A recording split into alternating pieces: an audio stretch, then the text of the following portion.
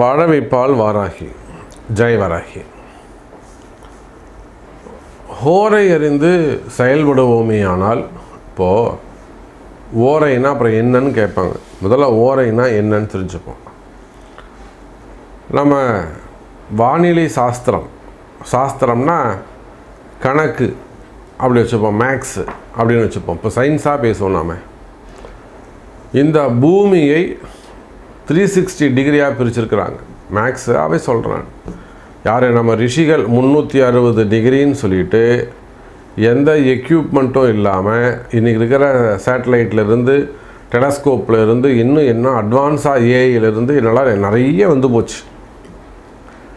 எந்த ஏஐ சப்போர்ட்டும் இல்லாமல் பல யுகங்களுக்கு முன்பாக இப்போ நடக்குது கலியுகம். கிருதயுகத்திலே சொல்லியாச்சு. ஜாதகம் பார்க்க ஆரம்பிச்சிட்டாங்க பரசுராமர் காலத்திலே.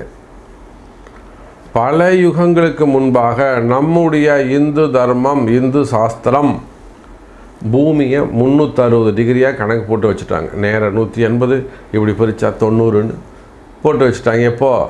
பல யுகங்களுக்கு முன்பாக, மனிதனே உருவாகாத காலங்களில் வெறும் தேவர்களோ ரிஷிகளோ மட்டும் வாழ்ந்த சமயத்திலேயே என்ன பண்ணிட்டாங்க? பூமிக்கு 360 டிகிரின்னு கணக்கு போட்டு வச்சுட்டாங்க. அதுக்கப்புறம் 10,000 வருஷம் கழித்து இப்போது நம்ம வாழ்ந்துடக்கூடிய கலியுகம் வந்ததுக்கப்புறம் ஆமாம் இது 360 டிகிரி தான் இப்போ நாம் வந்து அக்செப்ட் பண்ணிக்கிறோம். அப்போ எந்த அளவுக்கு ஜோதிட சாஸ்திரமும் நம்முடைய இந்து தர்மமும் வழிபாட்டு தெய்வங்களும் உண்மை அதான் உண்மைங்கிறத விட உண்மையை ஒத்துக்காமல் போங்க. நம்ம வாழ்க்கைக்கு அது வந்து க்ளோஸ்டாக வருது, ஒத்து வருது. நம்ம கூட அது வாழ்க்கைக்கு, நடைமுறை வாழ்க்கைக்கு அது சப்போர்ட் பண்ணுது அப்படிங்கிறத நம்ம தெரிஞ்சுக்கிறோம். இதில் தான் நிறைய ரகசியங்கள், நிறைய கஷ்ட நஷ்டங்கள். ஒருத்தர் ரொம்ப கஷ்டப்படுறாரு, அவரை ஜெயிக்க வைக்கிறதுக்கு இந்த ஓரைகள் பயன்படும். ஓரைனா இதே தான். 7 கிரகங்கள். ராகு கேதுக்கு ஹோரை கிடையாது. ஏன்னா அவங்களுக்கு சொந்த வீடு இல்லை, அதனால் ஹோரை கிடையாது. ஒரு ஹோரைக்கும் ஒரு தத்துவம் உண்டு. அப்போது செவ்வாய்க்கிழமை சந்திர ஓரையில் என்ன செய்யலாம், ஒரு புதன்கிழமை செவ்வாய் ஓரையில் என்ன செய்யலாம். அப்போ ஒரு ஹோரை என்பது 1 மணி நேரம் செல்லுபடி ஆகும். ஒரு சனி ஓரை இருக்குது, சனிக்கிழமை சனி ஓரை எப்போது? காத்தால 6 to 7. இன்னும் ஒரு ஜென்ரலாக ஒரு சப்ஜெக்ட் உங்களுக்கு சொல்லித்தரேன், ஒரு ஜோதிடம் சொல்லித்தரேன். ஒரு நாள் எந்த கிழமையோ, இன்றைக்கி சனிக்கிழமைன்னு வச்சுப்போம். இன்றைக்கி சனிக்கிழமை காலை 6 to 7 சனி ஓரை, மதியம் 1 to 2 சனி ஓரை, இரவு 8 to 9 சனி ஓரை. இது மாறாது.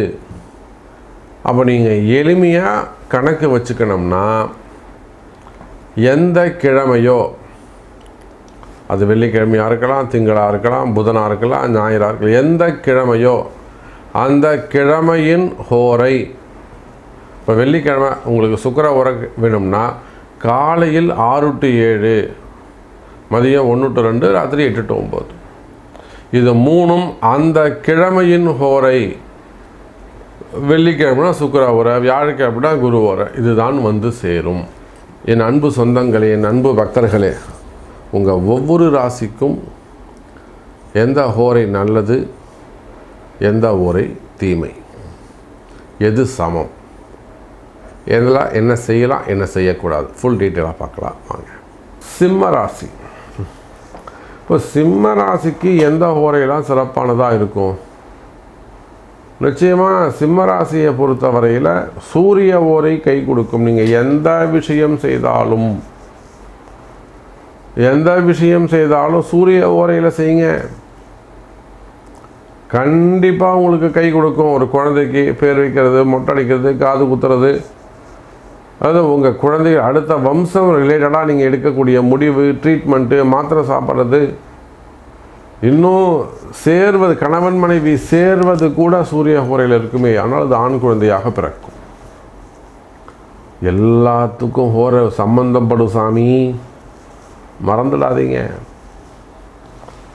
ஹோரைக்கு அந்த தொடர்பு உண்டு.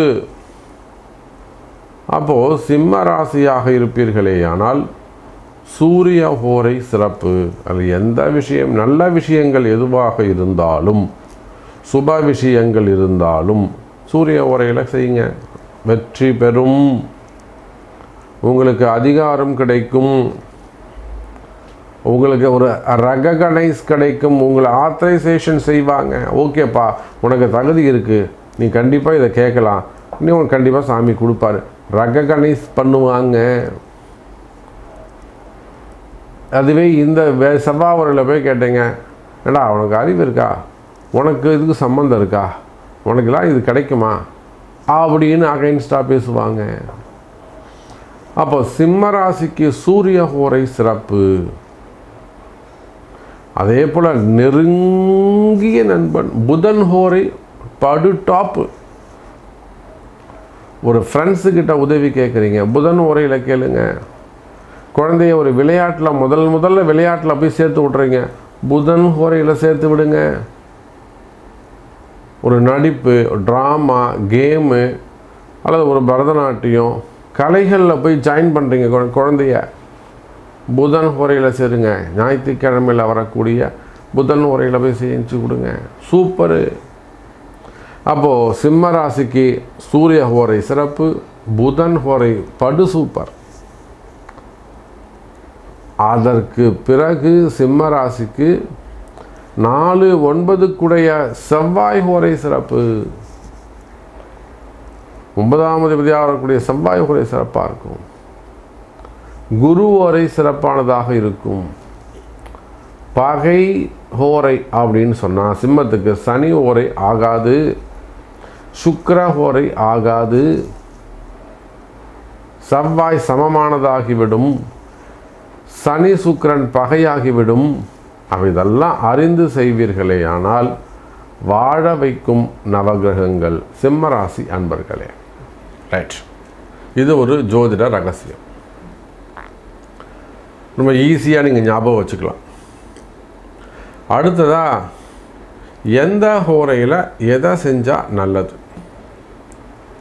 இப்போது ஒரு மருந்து எடுத்துக்க போகிறீங்க, மருந்து சாப்பிட போகிறீங்க, அந்த மருந்து எடுத்துக்கிட்டால் எந்த ஹோரையில் மருந்து எடுத்துக்கலாம் அப்படின்னா செவ்வாய் ஹோரையில் மருந்து எடுத்துக்கிட்டால் ரொம்ப நல்லது. ட்ரீட்மெண்ட், ஒரு மாத்திரை ஃபஸ்ட்டு ஒரு லாங் டைம் ஒரு மாத்திரை எடுத்துக்க போகிறீங்க, செவ்வாய் ஹோரையில் மாத்திரை எடுத்துக்கிட்டிங்கன்னா உடம்பு டக்குன்னு குணமாகும். எந்த காரணம் கொண்டோ சனி ஹோரையில் மாத்திரையோ ட்ரீட்மெண்ட்டோ எடுத்துக்கூடாது. ஜவ்வு மாதிரி இழுத்துகிட்டே போவோம். 6 வருஷமாக கஷ்டப்படுறேன் சாமி, 5 வருஷமாக கஷ்டம், நிறைய பேர் சொல்லுவாங்க. 10 வருஷமாக படுத்த படுக்கை, இதெல்லாம் சனி ஹோரையில் செஞ்ச விஷயமா இருக்கும். சனி ஹோரையில் யார்ட்டையா போய் காசு கொடுத்துட போகிறீங்க, வேற அப்புறம் வம்பு வழக்கு தான். உன்னால் என்ன முடியுமோ பார்த்துக்கப்போ, கொடுக்க முடியாது, கொடுத்தாச்சு, இல்லாததெல்லாம் பேசுவாங்க. கொடுத்த காசு திரும்பாது. சனி ஹோரையில் பணங்காசு கொடுக்கக்கூடாது, நல்ல விஷயங்கள், உதவிகள் இதெல்லாம் செய்யக்கூடாது. ஒரு சனி ஹோரையில் என்ன தான் சாமி பண்ணுறது? குளிக்கிறது நல்லது, படிக்கிறது, அதாவது இறைவன் சம்பந்தப்பட்ட படிக்கிறது நல்லது. ஒரு புராணங்கள் படிக்கலாம், திருமுறைகள் படிக்கலாம், பாராயணம் செய்யலாம், நாமாவளிகள் சொல்லலாம். அதே போல் ஸ்நானம் செய்வது சிறப்பு, ட்ராவலிங் செய்வது சிறப்பு. சனி ஹோரையில் கிளம்பி போகிற இடத்துக்கு நல்ல ஹோரையில் போய் சேர்ந்துடலாம். ட்ராவலிங் செய்வது சிறப்பு, பிரயாணங்கள். அப்போ சனி ஹோரைக்கு எதெல்லாம் ஆகாது அப்படின்னா மருந்து சாப்பிட்றது, நல்ல விஷயங்கள் எதுவும் நம்ம செய்யக்கூடாது. பேங்க்கில் ஒரு கையெழுத்து போட போகிறோம், ஒரு அக்கௌண்ட் ஓப்பன் பண்ணுறோம், நல்ல ஹோரை பார்த்து செய்ய வேண்டும். அப்போ ஒரு ஹோரைக்கும் எது செய்யலாம், எது செய்யக்கூடாது, எந்த ஹோரை. இப்போ வேலை இல்லை, வேலை வேணும், நம்ம ஜாபுக்கு ஒரு அப்ளிகேஷன் போடுறோம், எந்த ஹோரையில் போட்டால் நமக்கு கிடைக்கும், நமக்கு உங்களுக்கு உங்கள் ராசிக்கு எந்த கிழமையில் எந்த ஹோரையில் போட்டால் அது சக்ஸஸ் ஆகும்.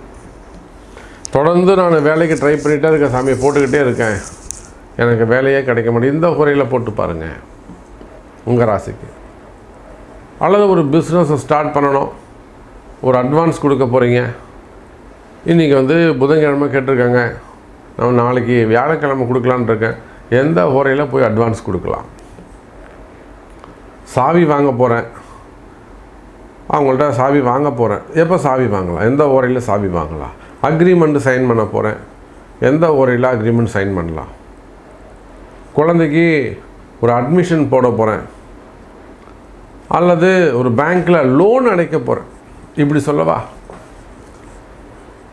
ஒரு நகை அடமானம் வச்சுருக்கீங்க, இல்லை இது இன்னும் ஒரு பொருள் ஃப்ளெட்ஜ் பண்ணி வச்சுருக்கீங்க, அந்த லோனை அடைக்கிறதுக்கு ஒரு கட்ட போகிறீங்க, அது எந்த ஹோரையில் செய்யலாம். இல்லை கடன் கடன் கடன் கடன் கடன் பிடுங்கி தின்னுது சாமி, ஆளையே முழுங்குது கடன். இந்த கடனை எந்த ஹோரையில் போயிட்டு நாம் கட்டினோம்னா அந்த கடன் அடையும். சார் சனி ஹோரையில் புதன் ஹோரையில் அந்த கடனை கொடுத்து பாருங்கள், கடன் டக்குன்னு அடைஞ்சிரும்.